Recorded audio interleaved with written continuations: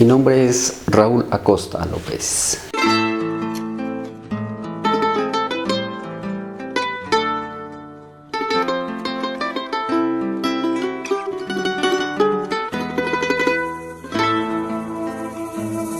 Yo llevo trabajando en la lutería desde los 18 años, que fue que hice mi primer guitarra.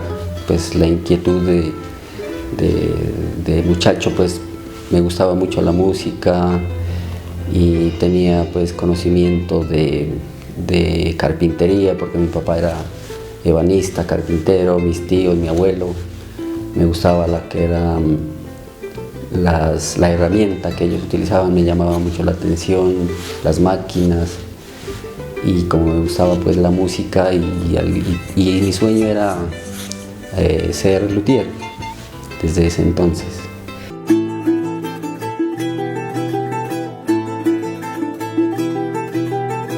Maestro, ¿se puede vivir de la lutería en el municipio de Piales?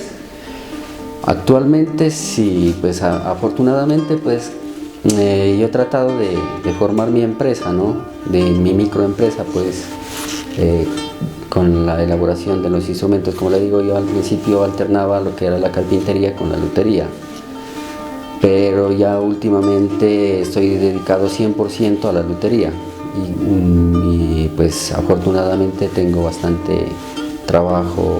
La gente le ha gustado ya acá mi trabajo, aunque principalmente me conocen, o los primeros instrumentos que yo hice ya profesionalmente los hice para el norte del país. Cuando empecé ya dedicado 100% a la lutería, conocieron mucho el trabajo en Medellín, por algunas casualidades se puede decir. Entonces un señor empresario de Medellín, que tenía un almacén, me encargó unos instrumentos y así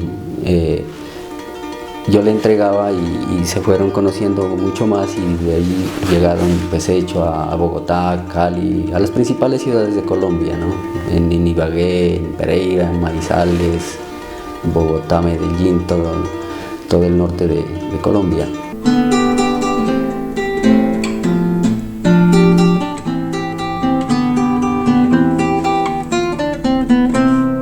Maestro, ¿usted está de acuerdo con la proposición que yo le hago de que nadie es profeta en su tierra?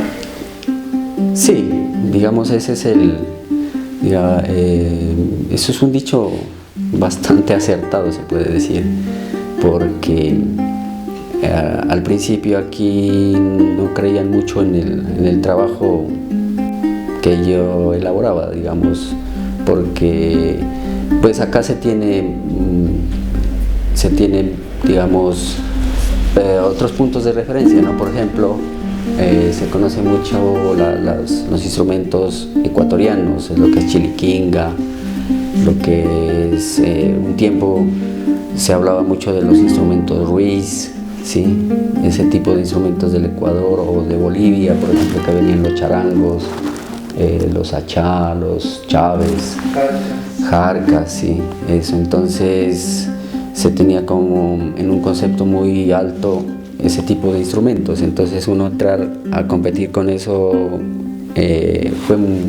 fue difícil, pero pues a la vez ahora satisfactorio, porque ya la gente de aquí ha aceptado mi trabajo.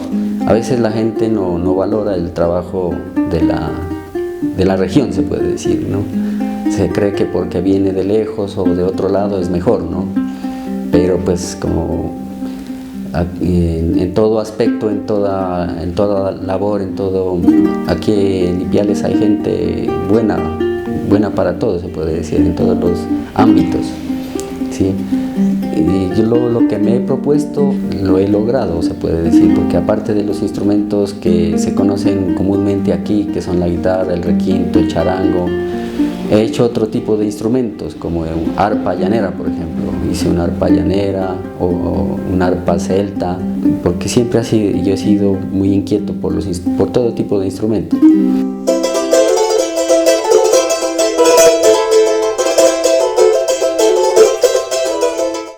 ¿Qué diferencia hay vamos a tomar dos ejemplos muy claros. Los instrumentos jarcas, quienes se iniciaron con el maestro Wilson Hermosa, y los instrumentos suyos. No, digamos que tiene mucho que ver si lo que usted dice, que a veces como hay un dicho que dice también, ¿no? Cría fama y échate a dormir, como se dice, ¿no? Entonces hay marcas que ya han tenido un nivel ya, digamos, de fama que la gente se puede decir a ciegas lo compra o paga lo que sea, ¿no? Pero en cuanto a la técnica de construcción, en todos estos años he desarrollado mi propia técnica y también, o sea, los primeros instrumentos pues en base a lo que se conocía, pues digamos las técnicas de trabajo y eso, pero con el tiempo he descubierto también o he hecho algunas mejoras, se podría decir, que me han dado resultado. O sea, he tenido algunas, porque mi aprendizaje ha sido en base a la experiencia, más que todo, y a experimentar. Entonces, he visto que algunas cosas me dan resultado y las utilizo y las aplico, sino que yo lo alternaba pues con algunos estudios que hice también de electrónica, de electricidad, que hice unos cursos en el SENA, que también me ayudaron porque la electrónica la aplico cuando trabajo lo que es guitarras eléctricas, bajos y ese tipo de instrumentos electrónicos, ¿no? Eso me ha ayudado mucho.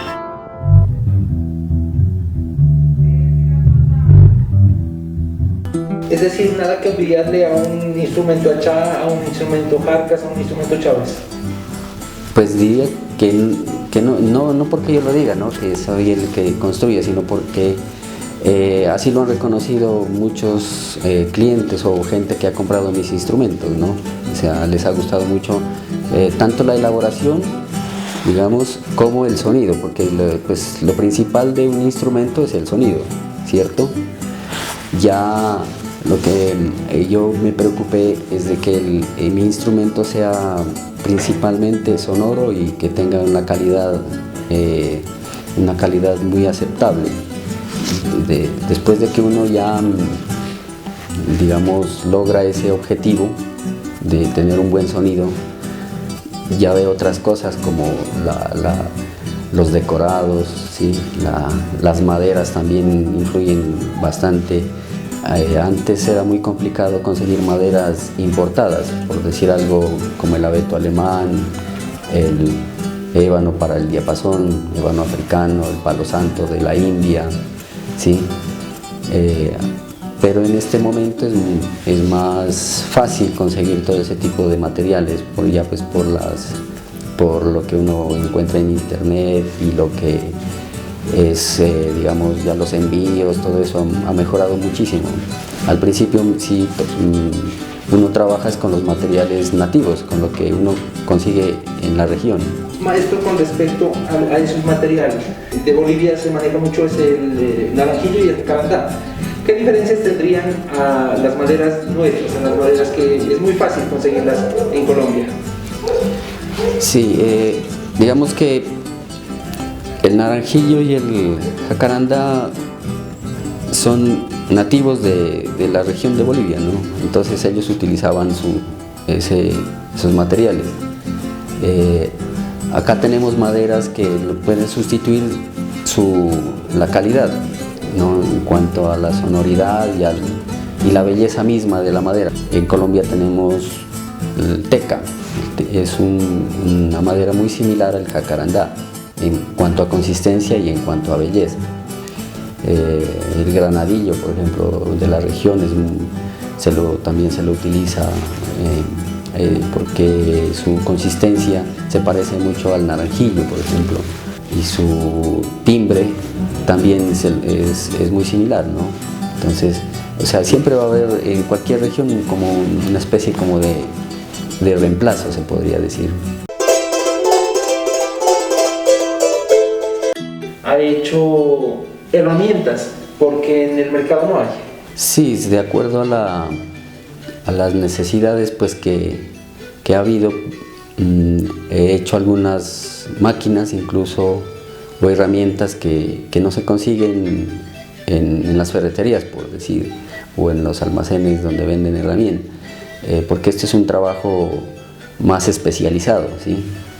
Entonces he visto la necesidad de hacer algunas herramientas, incluso como le digo, máquinas para, uno pues para que la calidad mejore y otro también por el rendimiento, ¿no? Porque pues como sea, también la idea que yo tengo pues es que sea una microempresa, una media, hasta donde pueda llegar, una mediana empresa o gran empresa, no sé, pero sí, y además pues me ha gustado mucho, a mí me gusta mucho lo que es innovar, ¿sí? Innovar y si es necesario elaborar una máquina la elaboro. ¿Ha enseñado o es como otros maestros que, digamos, se mueren con esa sapiencia y con ese don de manejar la madera?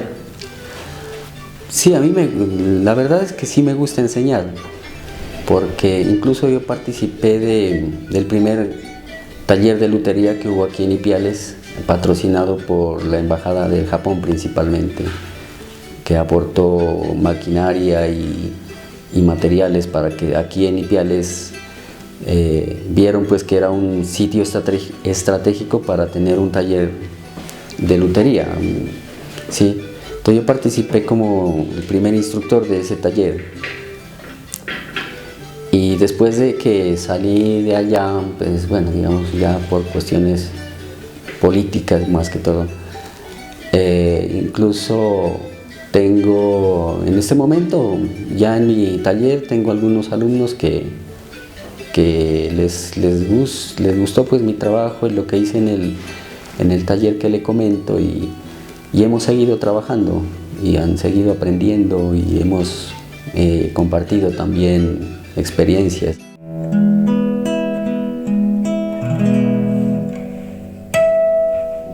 Maestro, hablemos sobre el punto y la octavada. El punto o la octavada es la precisión del diapasón, ¿sí? La escala, cada traste tiene una medida exacta, ¿sí? Entonces lo que pasa es que en la mayoría de instrumentos de fábrica, la octava o el punto falla, ¿sí? Y en eso es lo que me he especializado, y eso, digamos, para mi marca ha sido muy importante porque digamos, he logrado una técnica en la cual es muy precisa, exacto pues el punto que se llama, ¿sí? Digamos, cuando un instrumento empieza a fallar, ya no da las notas o da notas falsas al final del diapasón, ya incluso para aprender no es bueno, porque el oído no lo va a educar, ¿sí? No se desarrolla el oído.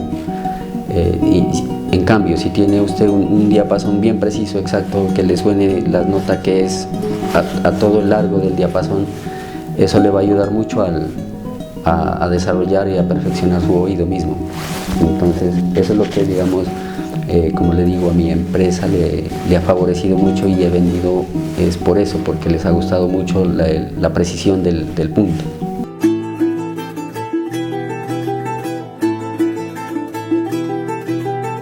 Y lo que no se ha podido, no se consigue en el mercado, porque digamos, aquí en Ipiales no tenemos todos los materiales que uno requiere, ¿sí? Porque ahora pues es muy fácil entrar a internet y ver otros instrumentos, otros talleres en Europa, en Estados Unidos, que utilizan diferentes tipos de materiales, pero que acá no se los consigue. Entonces le toca a uno, como se dice, ingeniárselas, ¿no?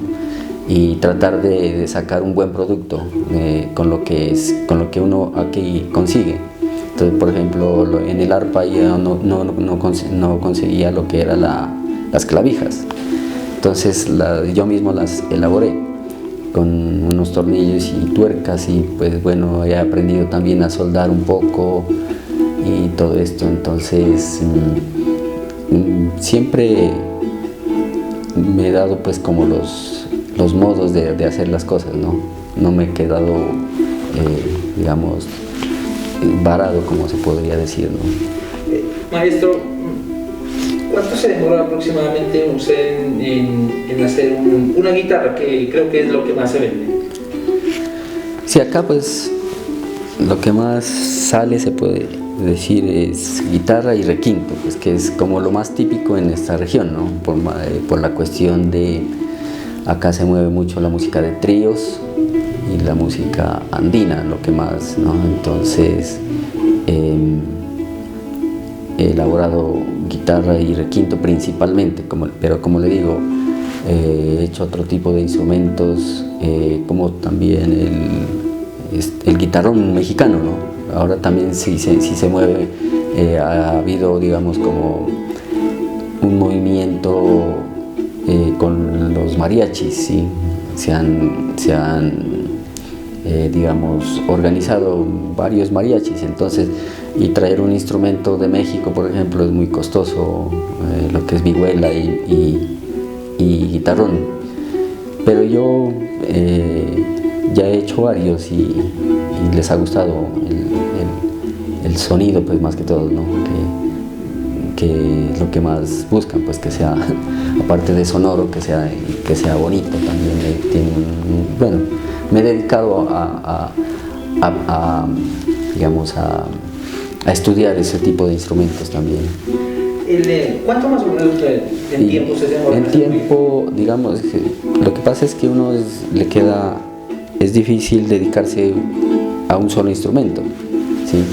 O sea, porque pues llega gente que le elabora una guitarra, después un requinto, por decirlo. Entonces, dependiendo de cómo vaya avanzando, si uno se dedicara, si es única y exclusivamente a un solo instrumento, a una guitarra, pues yo la elaboraría más o menos en un mes o un mes y medio.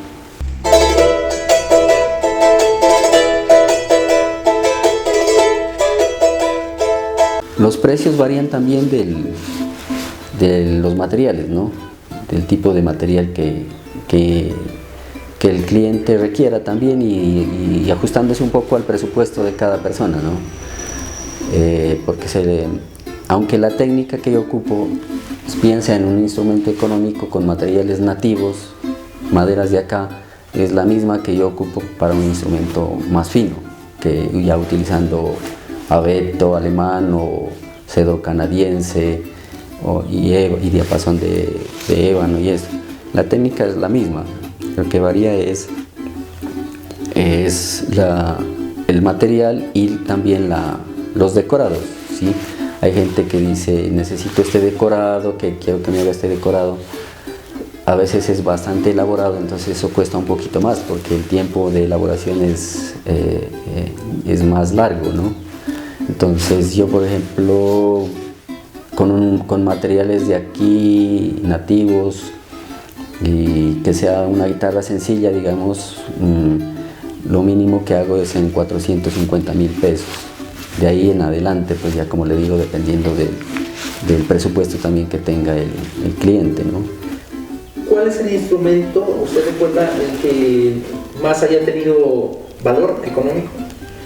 Sí, a ver, el que más, digamos, hace un tiempito hice un violín para un cliente en Bogotá. Sí, un violín, ahí utilicé pues las mejores maderas que se consiguen para violín, precisamente porque esos son maderas específicas y, digamos, especiales para violín, porque el violín es un instrumento que se lo considera el instrumento perfecto, ¿no? Entonces hice un violín que costó 4 millones de pesos.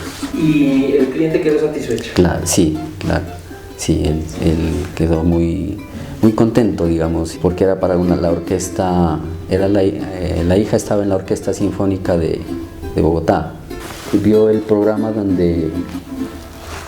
que hubo acá pues en el canal Caracol, que fue la Voz Kids, ¿sí? Donde participó mi hijo. Yo ahí mostré un instrumento, una guitarra, pues que para él. Tu papi te va a hacer la entrega oficial de algo que te va a acompañar durante toda la audición. Te va a brindar la suerte. Acá está tu guitarra nueva que él te fabricó con todo su amor. Uy, gracias, papi. Es una guitarra, o sea, yo ya había visto un modelo parecido antes, pero yo no pensé que iba a tener una igual. Háblame de esa guitarra que me llama mucho la atención. Esta guitarra me la hizo mi papá. Mi papá es fabricante de instrumentos. Uy, qué Él lindo. innova, él crea. ¡Qué bonito! Suena muy lindo y es muy especial esa guitarra. Sí, ¿Cómo se llama tu papá? mi papá se llama Raúl Acosta. Vamos Él- a mandarle un abrazo gigante a don Raúl. Claro, por la guitarra y por el hijo. Aprovechemos y mándale un saludo a tu papá allá que nos está viendo. Papi, gracias por darme esta guitarra, este instrumento tan bonito. Y él le llamó la atención y me contactó. Y como yo ahí en ese programa mostraba que yo hacía un violín, entonces nos comunicamos y hicimos el trato y le elaboré el violín, ¿no? Y claro, quedó muy satisfecho con el sonido porque allá lo había hecho evaluar con luthiers en Bogotá, pues digamos conocidos de nombre, y me llamó y me dijo que me felicitaba porque habían dado un excelente concepto sobre el violín. Yo vengo a ofrecer mi corazón y de las puntas. Cuando usted vende un instrumento caro o un instrumento barato, ¿usted le pone el alma en los dos instrumentos? Sí, claro, eso sí es, digamos, eso es de ahí, ¿no?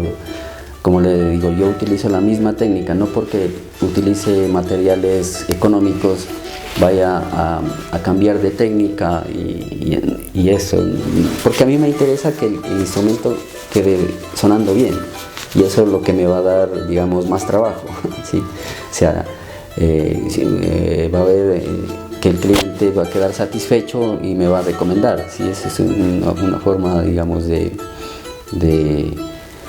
tener también siempre el trabajito, como se dice. Entonces yo no cambio la técnica y utilizo lo que me ha dado resultado en cuanto al sonido, ¿no? a la sonoridad del instrumento. Vamos a esa sonoridad. Yo he escuchado sobre todo algunos luthieres por fuera, ahora que se está diciendo estos programas, de que un instrumento, el luthier determina cómo va a quedar dependiendo de cómo suena la madera, ¿eso es cierto? Sí, es verdad. Yo incluso puede ser una madera que me encuentre por ahí que me llame la atención en un taller o en un aserrío. Yo la toco, se la golpea para ver y uno ya se hace una idea de verdad que cómo va a quedar ese instrumento. Digamos, así como el músico educa el oído para detectar, digamos, las notas, los acordes, ¿sí? Uno también con el tiempo aprende, el oído se afina para determinar el sonido que tiene la madera o qué sonido va a dar esa madera.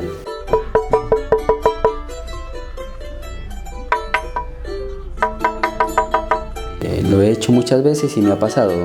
He estado, por ejemplo, donde amigos que tienen talleres de carpintería, por ejemplo. Entonces miro una madera y la percuto, se llama, o sea, golpearla. Me da un sonido que yo digo, no, me va a dar un excelente sonido. O sea, uno mide, por ejemplo, lo que se llama el sustain, ¿no? El sustain, que es un poco el timbre y cómo queda vibrando la madera. O sea, el sustain es cuando queda resonando, se puede decir. Esa madera sí me garantiza que va a quedar un buen instrumento. Entonces yo le digo, no, pues véndame ese pedazo, sí, o hay personas que incluso y también les gusta el arte o así, o me lo regalan. ¿sí? Entonces dice, usted le puede sacar mejor provecho a esa pieza de madera. Maestro, usted propios, suyos, de su tener, ¿qué instrumentos tiene? Yo pues en el momento tengo lo que es guitarra, requinto, charango, tengo un bajo también. O sea, a veces cuando yo iniciaba también hacía instrumentos para mí, ¿no? Pues, pero pues si había gente que le gustaba y me lo compraba, pues yo lo vendía, ¿sí? Eso es como de todo luthier, siempre. Sí. No hay uno decir, este es mío y nadie me lo toca. Sí, es difícil porque muchas veces, y ha pasado muchas veces de que se enamoran del instrumento, se enamoran, les gusta el sonido, les transmite algo. Es que esto también es una cuestión de transmitir sensaciones, ¿sí? Emociones. Entonces, puede ser el timbre que da el sonido, bueno, lo que sea, pero les gusta y incluso, como le digo, se enamoran del instrumento y lo llevan. Bueno, ya para finalizar, maestro, como esta es una entrevista para resaltar a los luthieres, ¿dónde queda ubicado? ¿Cómo lo pueden contactar? ¿Cómo pueden saber más de usted? Sí, mi taller pues queda en la vereda Tuzandala, en la vía Pupiales, en la recta que se llama. Muchos conocen el punto de referencia de la fábrica de postes, ¿sí? También tengo mi página de Instrumentos Acosta, ahí me pueden ubicar, digamos, ver mi trabajo, lo que he publicado, pues ahí está. O también pues me pueden ubicar en el WhatsApp, que es el 317-716-5259. Ese es mi número telefónico y mi WhatsApp.